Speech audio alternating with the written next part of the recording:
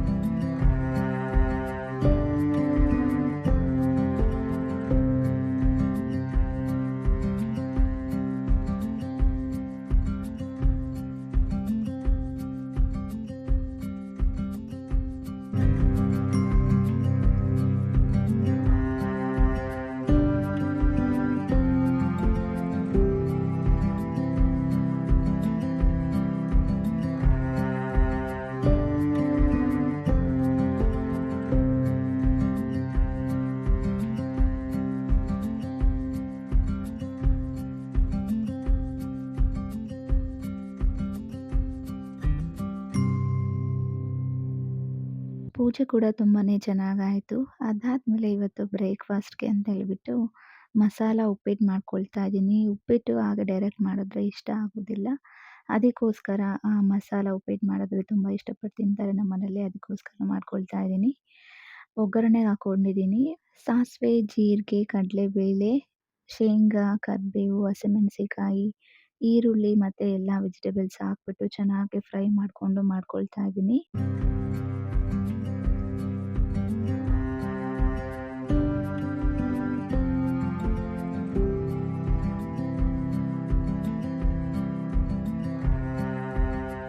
ಜೊತೆಗೆ ಸಬ್ಬಾಕ್ಸಿ ಸೊಪ್ಪು ಹಾಕಿದ್ದೀನಿ. ಉಪ್ಪಿಟ್ಟಿಗೆ ಸಬ್ಬಾಕ್ಸಿ ಸೊಪ್ಪು ಹಾಕಿ ವೆಜಿಟೇಬಲ್ಸ್ ಎಲ್ಲ ಹಾಕಿ ಮಾಡಿದ್ರೆ ಆಫ್‌ಕೋರ್ಸ್ ತುಂಬಾನೇ ಚೆನ್ನಾಗಿ ಬರುತ್ತೆ.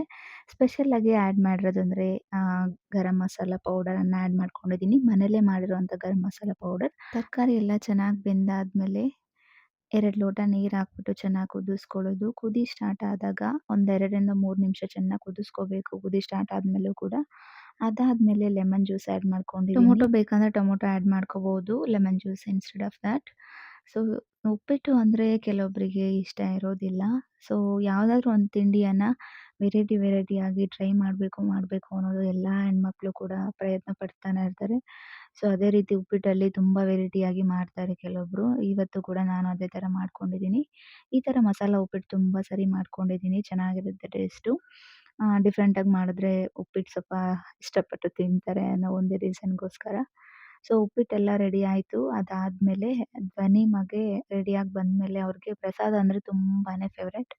ಸೊ ದೇವರಿಗೆ ನೈವೇದ್ಯ ಇಟ್ಟಿದ್ದಂತ ಪ್ರಸಾದನ ಧ್ವನಿಮ ತಿಂತಾ ಇದಾರೆ. ಫುಲ್ ಕಂಪ್ಲೀಟ್ ಮಾಡಿದ್ರು. ಹಾಗೆ ನಾನು ಪ್ರತಿದಿನ ಇವಾಗ ಏನ್ ಮಾಡ್ತಾ ಇದ್ದೀನಿ ಅಂತಂದ್ರೆ, ಬಟ್ಟೆ ವಾಶ್ ಮಾಡಿದಾದ್ಮೇಲೆ ವಾಷಿಂಗ್ ಮಿಷಿನ್‌ಗೆ ಹಾಕ್ಬಿಟ್ಟು ಡ್ರೈ ಮಾಡ್ಕೊಳ್ತಾ ಇದ್ದೀನಿ.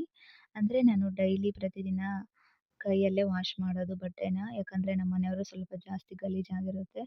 ವಾಷಿಂಗ್ ಮಿಷಿನಲ್ಲಿ ಅಷ್ಟು ನೀಟಾಗಿ ಕ್ಲೀನ್ ಆಗಲ್ಲ ಅನ್ನೋ ಒಂದೇ ರೀಸನ್‌ಗೋಸ್ಕರ ಡೈಲಿ ವಾಶ್ ಮಾಡ್ತೀನಿ ಕೈಯಲ್ಲೇನೆ. ಸೊ ವಾಶ್ ಮಾಡ್ಬಿಟ್ಟು ಹೊರಗಡೆ ಒಣ ಹಾಕಿದ್ರೆ ಒಣಗ್ತಾನೆ ಇಲ್ಲ 2, 3 ಡೇಸ್ ಆದ್ರೂ ಕೂಡ. ಅದಕ್ಕೋಸ್ಕರ ಏನ್ ಮಾಡ್ತಿದ್ದೀನಿ ಅಂದ್ರೆ ವಾಷಿಂಗ್ ಮಿಷಿನಲ್ಲಿ ಸ್ಪಿನ್ ಆ್ಯಂಡ್ ಡ್ರೈ ಮಾಡ್ಕೊಳ್ತೀನಿ 10 ಮಿನಿಟ್ಸ್‌ಗೆ. ಸೊ ಎಲ್ಲ ವಾಶ್ ಮಾಡಿ ಸ್ಪಿನ್ ಆ್ಯಂಡ್ ಡ್ರೈ 10 ಮಿನಿಟ್ಸ್ ಆದ್ಮೇಲೆ ಆಚೆ ಒಣ ಹಾಕ್ತೀನಿ. ಸೊ ಅವಾಗ ನೀಟಾಗಿ ಬೇಗ ಕೂಡ ಒಣಗ್ತವೆ.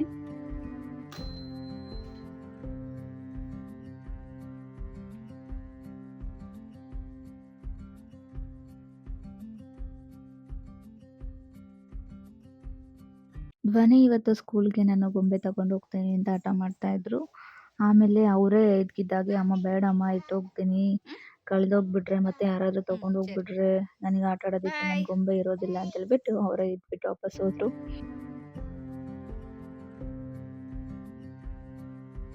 ಸೊ ನಾನು ಬೆಳಗ್ಗೆ ಬ್ರೇಕ್‌ಫಾಸ್ಟ್ ಎಲ್ಲ ಮುಗಿಸ್ಕೊಂಡು ವಿಡಿಯೋ ಎಡಿಟಿಂಗ್ ಮಾಡ್ತಾ ಕೂತಿದ್ದೆ. ಅವಾಗ ನಮ್ಮ ಮನೆಯವ್ರು ಫೋನ್ ಮಾಡಿ ಮೂವಿಗೆ ಹೋಗೋಣ ಅಂತ ಹೇಳಿದ್ರು. ಬರಲ್ಲ ಅಂತೆಲ್ಲ ಹೇಳ್ತಾ ಇದ್ದೆ. ಯಾವಾಗ ಕರೆದ್ರು ಬರೋದಿಲ್ಲ, ಹೀಗೆ ಮಾಡ್ತೀರಾ ಅಂತ ಬೈತಾ ಇದ್ರು. ಮದ್ವೆ ಆದ್ಮೇಲೆ ಫಸ್ಟ್ ಟೈಮು ಮದ್ವೆ ಆಗಿ ಫಸ್ಟ್ ಮಂತಲ್ಲಿ ಒಂದು ಮೂವಿಗೆ ಹೋಗಿದ್ವಿ. ಅದಾದ್ಮೇಲೆ ನಮ್ಮ ಧ್ವನಿ ಹುಟ್ಟಿದಾಗಿಂದ ಒಂದು ಮೂವಿನೂ ಹೋಗಿಲ್ಲ. ಈಗ 3 ಇಯರ್ಸ್ ಆದ್ಮೇಲೆ ಈಗ 4ನೇ ವರ್ಷದಲ್ಲಿ ಹೋಗ್ತಾ ಇರೋಂಥ ಮೂವಿ. ಅವ್ರು ತುಂಬಾ ಕರೀತಾ ಇದ್ದಾರೆ ಬೇಜಾರು ಮಾಡಬಾರ್ದು ಅಂತ ಧ್ವನಿನ ನನ್ನ ತಂಗಿ ಮನೇಲಿ ಬಿಟ್ಬಿಟ್ಟು ಹೋದ್ವಿ. ಹಾಫ್ ಅನ್ ಅವರ್ ಬೇಗನೆ ಹೋಗಿದ್ವಿ.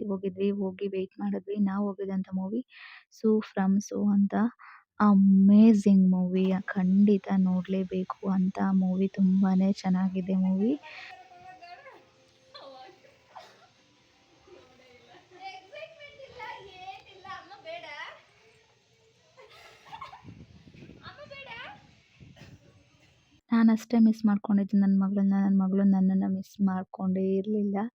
ಆರಾಮಾಗಿ ತಂಗಿ ಜೊತೆ ಆಟ ಆಡ್ಕೊಂಡಿದ್ಲು. ಬಟ್ ಖಂಡಿತ ಅವ್ರ ಅಪ್ಪಾಜಿನ ಮಿಸ್ ಮಾಡ್ಕೊಂಡಿದ್ಲು. ಅಲ್ಲೇ ನನ್ನ ತಂಗಿ ಮನೆಯಲ್ಲೇ ಊಟ ಮಾಡ್ಕೊಂಡು ಆದಷ್ಟು ಬೇಗ ಮನೆಗೆ ಬಂದ್ವಿ. ಓಕೆ. ಇಷ್ಟು ತನಕ ನೋಡಿದ್ದು ನಾವು ಫಿಲ್ಮ್‌ಗೆಲ್ಲ ಹೋಗ್ಬಿಟ್ಟು ಬಂದ್ವಿ. ಫಸ್ಟ್ ಟೈಮ್ ಧ್ವನಿನ ಬಿಟ್ಬಿಟ್ಟು ನಾವು ಮದ್ವೆ ಆದ್ಮೇಲೆ ಒಂದೇ ಫಿಲಂ ನೋಡಿರೋದು. ಸೊ ಅದಾದ್ಮೇಲೆ ಇವಾಗ ಹೋಗಿರೋದು ಮೂವಿ. ಬಟ್ ಮೂವಿ ಬಗ್ಗೆ ರಿವ್ಯೂ ಕೊಡ್ಬೇಕು ಅಂತ ತುಂಬಾ ಮನ್ಸಿಗೆ ಅನ್ನಿಸ್ತು. ಯಾಕಂದ್ರೆ ಅಷ್ಟು ಚೆನ್ನಾಗಿದೆ ಮೂವಿ. ಸಿಕ್ಕಾಪಟ್ಟೆ ನಕ್ಕಿದೀವಿ ಅಂದ್ರೆ ಎಷ್ಟು ನಕ್ಕಿದೀವಿ ಅಂದ್ರೆ ಯಪ್ಪಾ! ಬಟ್ ನಾವು ಮೈಮರೆತು ನಕ್ಬಿಟ್ವಿ. ಅಷ್ಟು ಚೆನ್ನಾಗಿದೆ ಮೂವಿ. ಅಂದ್ರೆ ಇವಾಗ ಹಾರರ್ ಫಿಲಂ ತರ ಅನ್ಸ್ಬಿಟ್ಟಿತ್ತು ಸ್ಟಾರ್ಟಿಂಗ್ ನೋಡ್ದಾಗ.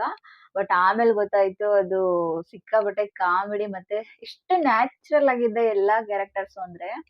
ಮತ್ತೆ ಅದ್ರಲ್ಲಿ ಯಾರು ಹೀರೋ, ಯಾರು ಹೀರೋಯಿನ್ ಅಂತ ಹೇಳ್ಬೇಕು ಅಂತಂದ್ರೆ ನನ್ ಮನ್ಸಿಗೆ ಅನ್ಸಿದ್ದು ಆ ಮೂವಿನಲ್ಲಿ ಮಾಡಿರುವಂತ ಎಲ್ರು ಈಚ್ ಅಂಡ್ ಎವ್ರಿ ಕ್ಯಾರೆಕ್ಟರ್ ಕೂಡ ಹೀರೋ ಮತ್ತೆ ಹೀರೋಯಿನ್ ಅಂತಾನೆ ಹೇಳ್ಬೋದು. ಸಿಕ್ಕಾಪಟ್ಟೆ ನ್ಯಾಚುರಲ್ ಆಗಿ ನಮ್ ನಡುವೆನೆ ನಡೀತಾ ಇರೋದೇನೋ ರಿಯಲ್ ಸಿಚುವೇಶನ್ ಅಂತ ತರ ಅನ್ಸ್ಬಿಡ್ತು. ಪಕ್ಕಾ ರಿಯಲ್ ಸ್ಟೋರಿ ತರಾನೇ ಇತ್ತು. ತುಂಬಾನೇ ಚೆನ್ನಾಗಿತ್ತು. ಇಷ್ಟೊಂದು ನಕ್ಕು ತುಂಬಾ ದಿನಗಳೇ ಆಗೋಗ್ಬಿಟ್ಟಿತ್ತು. ಆಫ್ಟರ್ ಲಾಂಗ್ ಟೈಮು ಮೂವಿಗ್ ಹೋಗಕ್ಕೆ ಮನ್ಸಿರ್ಲಿಲ್ಲ. ನನ್ ತಂಗಿ ಮನೇಲಿ ನಮ್ ಧ್ವನಿನ ಬಿಟ್ಟು ಹೋಗಿದ್ರಿಂದ ಆ ಕಡೆನೇ ಕಾನ್ಸಂಟ್ರೇಷನ್ ಇತ್ತು. ಸೊ ಹೋಗಿ ಒಂದ್ ಹಾಫ್ ಅನ್ ಅವರ್ ವೆಯ್ಟ್ ಮಾಡಿದ್ವಿ. ಅವಾಗ್ಲೂ ಕೂಡ ಯಾಕಾದ್ರೂ ಬನ್ನು ಅಂತಾನೇ ಮನಸ್ಸಿಗೆ ಅನ್ನಿಸ್ತಾ ಇತ್ತು. ಯಾಕಂದ್ರೆ ಫಸ್ಟ್ ಟೈಮ್ ಹೋಗಿದ್ದು. ಅಂದ್ರೆ ಧ್ವನಿ ಹುಟ್ದಾಗಿಂದ ಫಸ್ಟ್ ಟೈಮ್ ಹೋಗಿದ್ದು ಅದಕ್ಕೋಸ್ಕರ. ಸೊ ನನ್ ತಂಗಿ ಮನೇಲಿ ಆರಾಮಾಗಿ ಇರ್ತಾಳೆ ಅವಳು. ಬಟ್ ಆದ್ರೂ ಕೂಡ ನನ್ಗೆ ಬಿಟ್ಟು ಬಂದಿದ್ದೀನಲ್ಲ ಅನ್ನೋ ಏನೋ ಒಂಥರ ಫೀಲ್ ಇತ್ತು. ಸೊ ಫಸ್ಟ್ ಟೈಮ್ ಅವಳು ಹುಟ್ಟಿದಾಗಿಂದ ಅವಳನ್ನ ಬಿಟ್ಬಿಟ್ಟು ನಾವಿಬ್ರು ಹೊರಗಡೆ ಹೋಗಿದ್ದು ಅಂದ್ರೆ ಇದು ಕೂಡ ಫಸ್ಟ್ ಟೈಮ್ ಅಂತಾನೆ ಹೇಳ್ಬೋದು. ಬಟ್ ಹೋಗ್ದಾಗಿಂದನು ಆ ಮೂವಿ ಕಡೆ ಕಾನ್ಸಂಟ್ರೇಷನ್ ಕೊಡಕ್ ಆಗ್ತಾ ಇರ್ಲಿಲ್ಲ. ಧ್ವನಿ ಕಡೆನೇ ಕಾನ್ಸಂಟ್ರೇಷನ್ ಇತ್ತು. ಬಟ್ ಮೂವಿ ಸ್ಟಾರ್ಟ್ ಆಯ್ತು. ಸ್ಟಾರ್ಟ್ ಆಗಿ ಒಂದು 10-15 ಮಿನಿಟ್ಸ್ ನೋಡ್ತಾ ಇದ್ದೆ ಸುಮ್ನೆ. ಆಮೇಲೆ ಮಜಾ ಸ್ಟಾರ್ಟ್ ಆಗೋಯ್ತು. ಸಿಕ್ಕಾಪಟ್ಟೆ ನಕ್ಕಿದೀನಿ ಅಂದ್ರೆ ಕಂಪ್ಲೀಟ್ ಮೂವಿನಲ್ಲಿ ಇನ್ವಾಲ್ವ್ಡ್ ಆಗೋಗ್ಬಿಟ್ಟಿದ್ವಿ. ಈಗಿನ ಲೈಫ್ ಸ್ಟೈಲಲ್ಲಿ ಬರೀ ಕೆಲ್ಸ ಅನ್ಕೊಂಡೇ ಇರ್ತೀವಿ. ಬಟ್ ಈ ಮೂವಿ ನೋಡಿದ್ರೆ ಮಾತ್ರ ಆರಾಮಾಗಿ ಏನು ಟೆನ್ಷನ್ ಇಲ್ದಲೆ ಸಿಕ್ಕಾಪಟ್ಟೆ ನಗ್ತೀರಾ ಅಂತ ಹೇಳ್ಬೋದು. ನಾನಂತೂ ಕೂಡ ನಮ್ ಧ್ವನಿನ ಮರ್ತೇ ಹೋಗ್ಬಿಟ್ಟೆ. ಅಷ್ಟು ಚೆನ್ನಾಗಿ ಇತ್ತು ಮೂವಿ. ಸಿಕ್ಕಾಪಟ್ಟೆ ಕಾಮಿಡಿ ಆಗಿತ್ತು. ಟೋಟಲಿ ಹೇಳ್ಬೇಕಂದ್ರೆ ಪೈಸಾ ವಸೂಲ್ ಫಿಲಂ ಅಂತ ಹೇಳ್ತಾರಲ್ಲ ಆ ತರಾನೇ ಅಂತಾನೆ ಹೇಳ್ಬೋದು. ಸೊ ಇವಾಗ ನೋಡಿದ್ರೆ ಬರೀ ಲವ್ ಸ್ಟೋರೀಸು ಆಕ್ಷನ್ ಮೂವೀಸ್ ಆ ತರ ಎಲ್ಲ ನೋಡ್ಬಿಟ್ಟು ಸ್ವಲ್ಪ ಬೋರ್ ಅನ್ಸಿರ್ಬೋದು ಕೆಲವೊಬ್ರಿಗೆ. ಈ ಮೂವಿ ನೋಡಿದ್ರೆ ಎಲ್ಲ ಫುಲ್ ಫ್ಯಾಮಿಲಿ ಎಲ್ಲರೂ ಕುತ್ಕೊಂಡು ನೋಡುವಂತ ಮೂವಿ. ಕಾಮಿಡಿ ಜೊತೆಗೆ ಒಂದ್ ಒಳ್ಳೆ ಮೆಸೇಜ್ ಕೂಡ ಅದ್ರಲ್ಲಿದೆ. ಸೊ ಯಾರೆಲ್ಲ ಮೂವಿ ಇನ್ನು ನೋಡಿಲ್ಲ ಪ್ಲೀಸ್ ದಯವಿಟ್ಟು ನೋಡಿ ಅಂತ ಹೇಳ್ತೀನಿ. ಯಾಕೆ ಅಂದ್ರೆ ನಿಮ್ಗೋಸ್ಕರ, ನಿಮ್ ಖುಷಿಗೋಸ್ಕರ, ನಿಮ್ ನಗುಗೋಸ್ಕರ ನೋಡಿ ಅಂತ ಹೇಳ್ತೀನಿ. ಯಾಕೆ ಅಂತಂದ್ರೆ ಅಷ್ಟು ಖುಷಿಯಾಗಿ ನಗ್ತೀರಾ ಅಂತ ಹೇಳ್ಬೋದು. ಸೊ ನಗು ಅನ್ನೋದು ಇವಾಗ ಕಾಣೆ ಆಗೋಗ್ಬಿಟ್ಟಿದೆ ಅಂತ ಹೇಳ್ಬೋದು. ಸೊ ಬಟ್ ನಿಮ್ಮನ್ನ ನೀವು ಮರ್ತು ಅದೇನೋ ಅಂತಾರಲ್ಲ ನ್ಯಾಚುರಲ್ ನಗು ಅಂತಾನು ಕೂಡ ಹೇಳ್ಬೋದು. ಸೊ ಆ ಖುಷಿ ಈ ಮೂವಿನಲ್ಲಿ 100% ಇದೆ. ಸೊ ಯಾರೆಲ್ಲ ನೋಡ್ಬೇಕು ಫಿಲಂ ಅಂತ ಅಂತಿದ್ದೀರಾ ದಯವಿಟ್ಟು ನಿಮ್ಮ ಫ್ಯಾಮಿಲಿ ಜೊತೆ ಆಗಿರ್ಬೋದು, ನಿಮ್ಮ ಪಾರ್ಟ್ನರ್ ಜೊತೆ ಆಗಿರ್ಬೋದು, ನಿಮ್ಮ ತಂದೆ ತಾಯಿ ಜೊತೆ ಆಗಿರ್ಬೋದು, ಯಾರ್ ಜೊತೆಗಾದ್ರೂ ಹೋಗಿ ಆರಾಮಾಗಿ ಕುತ್ಕೊಂಡು ನೋಡಿ ಆರಾಮಾಗಿ ಚೆನ್ನಾಗಿ ನಕ್ಕು ಬರ್ಬೋದು. ಸೊ 100% ನೋಡಿ ನೀವು ಅಂತ ಹೇಳ್ತೀನಿ ಕನ್ನಡ ಮೂವಿನ. ಈಗ 2025 ಅಲ್ಲಿ ಬೆಸ್ಟ್ ಮೂವಿ ಅಂತಾನೆ ಹೇಳ್ಬೋದು. ತುಂಬಾ ಚೆನ್ನಾಗಿದೆ. ಸೊ ಯಾರೆಲ್ಲ ನೋಡ್ಬೇಕಂತಿದ್ದೀರಾ ಪ್ಲೀಸ್ ಹೋಗಿ ನೋಡಿ, ಮಿಸ್ ಮಾಡ್ಕೋಬೇಡಿ.